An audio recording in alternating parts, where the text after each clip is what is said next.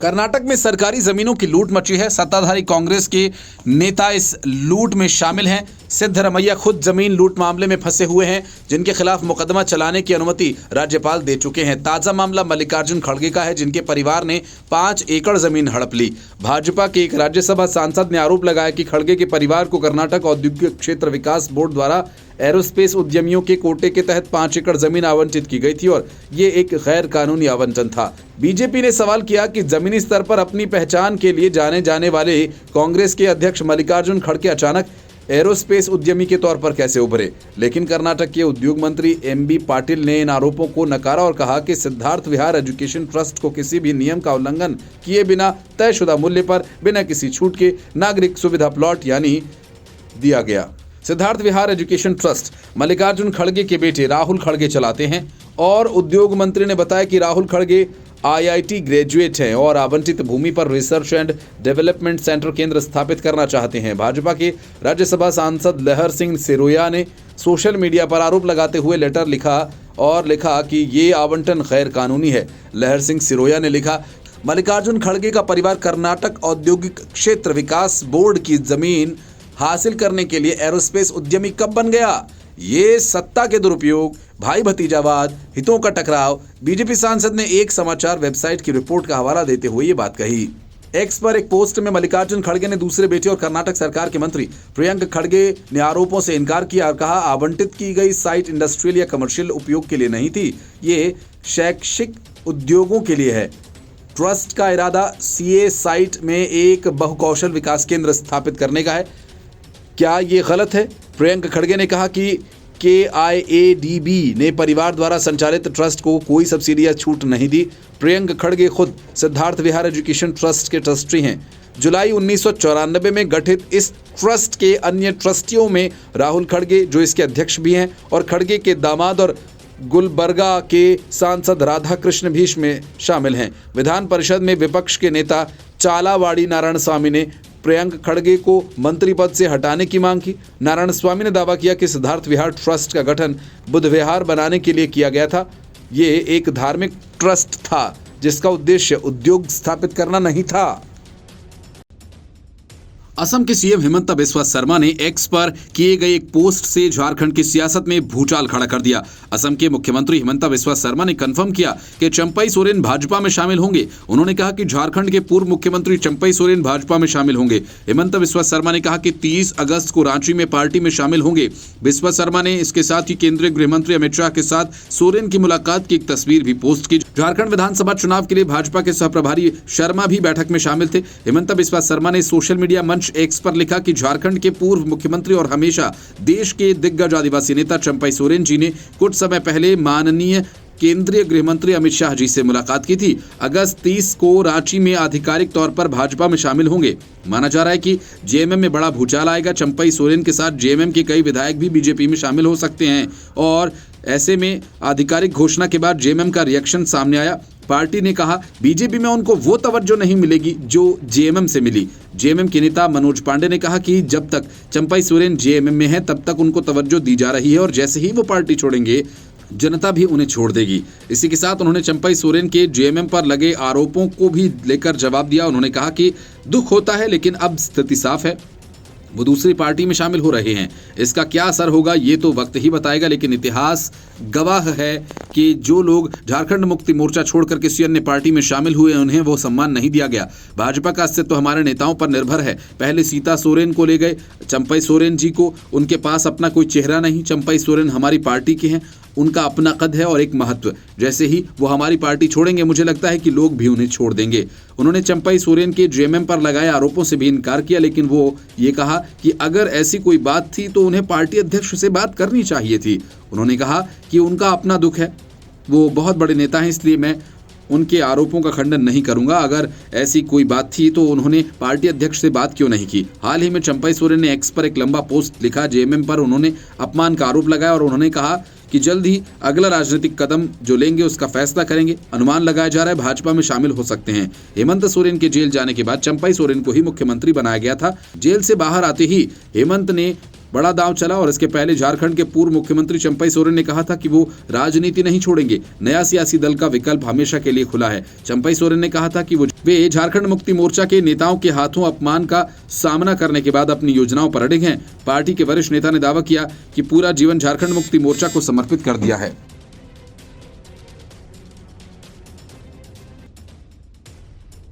शराब घोटाला से जुड़े मनी लॉन्ड्रिंग मामले में सिर्फ अरविंद केजरीवाल और मनीष सिसोदिया जैसे नेता ही नहीं फंसे, बल्कि आम आदमी पार्टी के खिलाफ भी ईडी ने चार्जशीट दाखिल कर रखी है।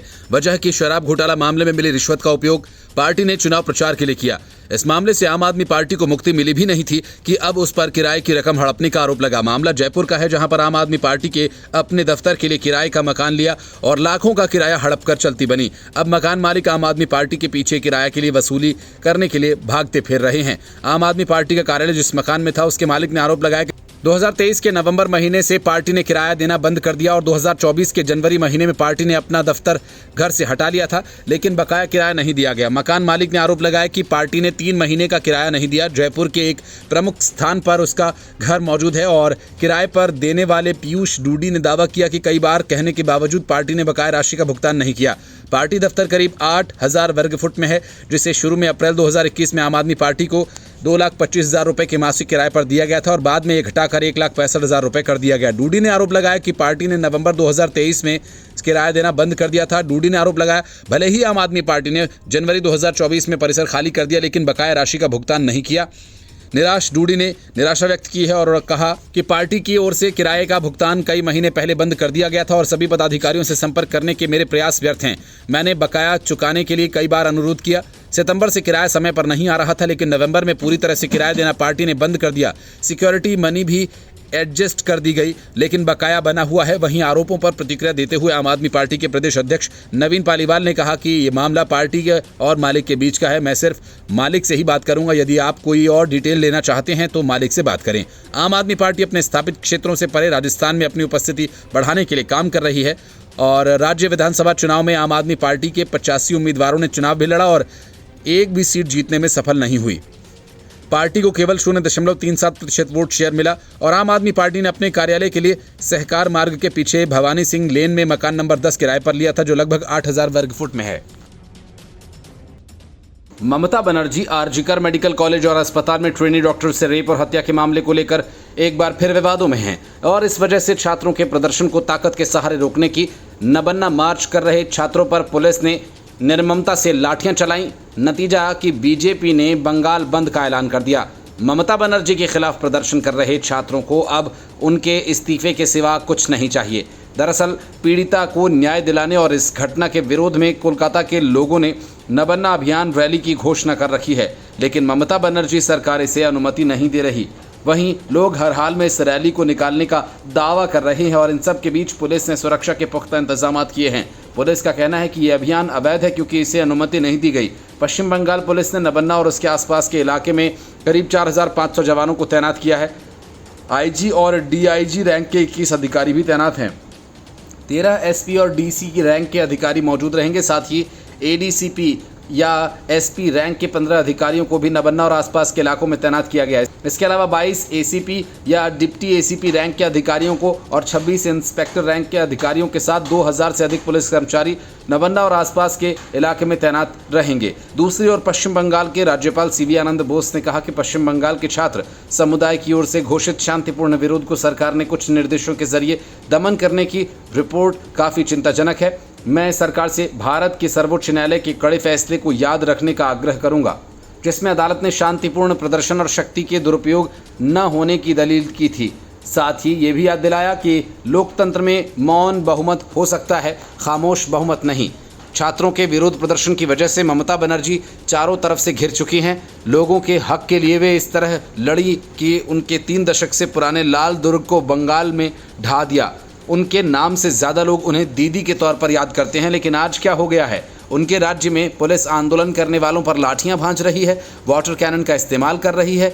छात्र आर्चिकर मेडिकल कॉलेज में महिला डॉक्टर से रेप और मर्डर के विरोध में नबन्ना रैली निकाल रहे हैं। नबन्ना नाम की बिल्डिंग में राज्य सरकार का सचिवालय है और छात्र ममता बनर्जी के इस्तीफे की मांग को लेकर बिल्डिंग का घेराव करने पर आमादा हैं। कांग्रेस में रहते हुए ममता बनर्जी ने पहली बार एक रेप पीड़िता को लेकर राइटर्स बिल्डिंग में तत्कालीन सीएम ज्योति बसु से न्याय मांगने की गुहार लगाई थी और उस समय पुलिस ने उन्हें रोक दिया था और साथ की भीड़ पर लाठियां भी चलाई। ममता अड़ी रहीं और उन्हें चोटें भी आई थीं। पुलिस ने ममता बनर्जी को हिरासत में भी ले लिया था।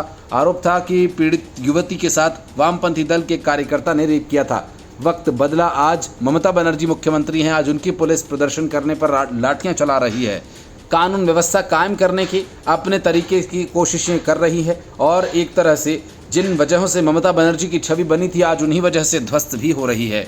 इसमें संदेह नहीं है कि छात्र आंदोलन को पश्चिम बंगाल के विरोधी पार्टियों का समर्थन होगा और इस तरह से आंदोलन में विरोधी दल सरकार को घेरने की कोशिश करते हैं। लेकिन जैसा मंगलवार के आंदोलन के लिए पुलिस ने किया उसे लोकतांत्रिक नहीं कहा जा सकता।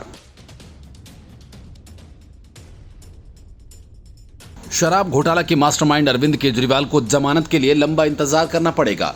कोर्ट ने केजरीवाल की न्यायिक हिरासत की अवधि 3 सितंबर तक बढ़ा दी और इसी 3 सितंबर को कोर्ट सीबीआई के आरोप पत्र पर संज्ञान लेगी। अदालत फिलहाल इस संबंध में दलीलें सुन रही है।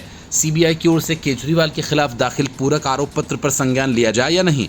सीबीआई ने दिल्ली के मुख्यमंत्री अरविंद केजरीवाल को दिल्ली आबकारी नीति मामले में 14 दिन के रिमांड पर भेजने की मांग की। सीबीआई का आरोप है कि केजरीवाल ने 40 विधानसभा क्षेत्रों के उम्मीदवारों को 90-90 लाख रुपए चुनाव लड़ने के लिए दिया था।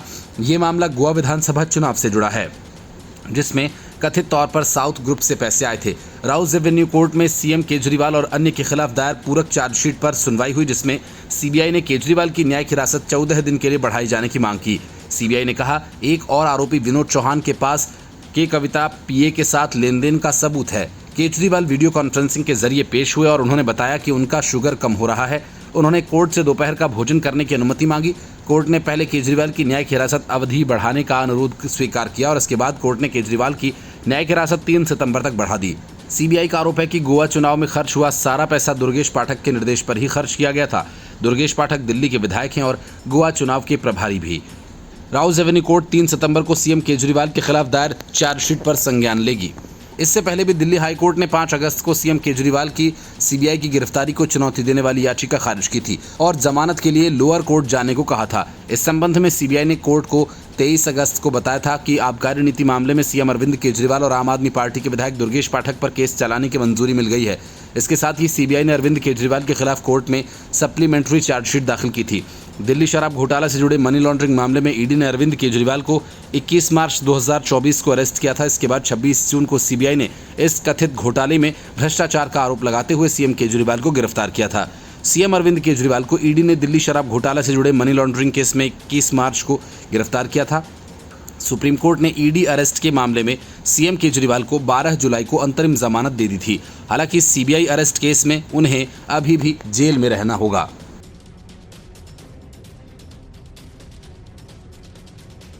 जम्मू कश्मीर से धारा 370 को खत्म किए जाने से ये तो तय माना जाने लगा था कि राज्य की सियासत में अपना दबदबा रखने वाली पार्टियां नेशनल कॉन्फ्रेंस और पीडीपी के लिए आने वाले दिन मुश्किल भरे होंगे। और अब जब 10 साल बाद जम्मू कश्मीर में विधानसभा का चुनाव होने जा रहा है तो ये बात सही साबित होती दिखती है।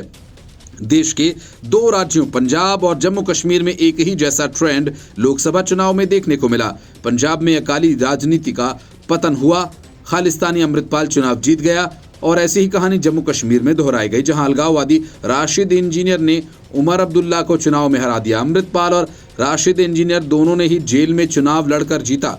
यही वजह है कि विधानसभा चुनाव में कई पूर्व आतंकी और अलगाववादी भी चुनावी समर में उतरने जा रहे हैं। इन लोगों ने एकजुट होकर नई पार्टी तहरीक-ए-आवाम के गठन का ऐलान किया। जम्मू कश्मीर में 3 चरणों में विधानसभा चुनाव होने हैं, जिसकी शुरुआत 18 सितंबर से हो रही है। जम्मू कश्मीर में भी अलगाववादी राशिद इंजीनियर ने उमर अब्दुल्ला को लोकसभा चुनाव हरवा दिया था। तहरीक-ए-आवाम से जुड़ने वालों में कई लोगों का कहना है कि हमने इस पार्टी का गठन इंजीनियर की सफलता को देखते हुए किया। तहरीक-ए-आवाम से जुड़ने वाले प्रमुख लोगों में एक अफजल गुरु के भाई एजाज अहमद गुरु है। अफजल गुरु 2001 में संसद पर आतंकी हमले के मामले में फांसी के फंदे पर 2013 में लटका दिया गया था। इसके अलावा एक चर्चित नाम सरजन बरकती है जो फिलहाल श्रीनगर जेल में बंद है। उस पर हिजबुल मुजाहिदीन के कमांडर बुरहान वानी के मारे जाने के बाद पत्थरबाजी की घटनाओं को अंजाम देने का आरोप है।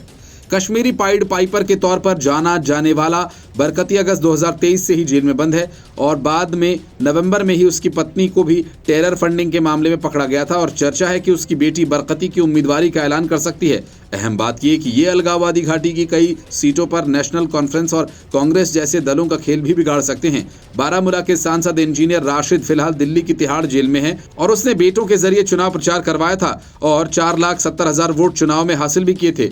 एक बड़ा जनसमर्थन था जो उसे बैलेट के जरिए मिला। उसके बाद से अलगाववादियों को लगता है कि घाटी में एक ऐसा वोट है जो किसी मुख्यधारा के राजनीतिक दल के बजाय अलगाववादी तत्वों में मिल सकता है और इसी के चलते इन लोगों ने पार्टी का गठन करने का फैसला किया। राशिद इंजीनियर की पार्टी का नाम आवामी इत्तेहाद पार्टी है, उसे मान्यता प्राप्त नहीं है, लेकिन इसके बैनर तले उसने भी कई उम्मीदवारों के नामों का ऐलान कर दिया है और यही नहीं, अपनी पार्टी के चीफ अल्ताफ बुखारी ने राशिद इंजीनियर के भाई शेख खुर्शीद के बेटे अबरार से मुलाकात की और गठबंधन की संभावनाओं को लेकर बात की है।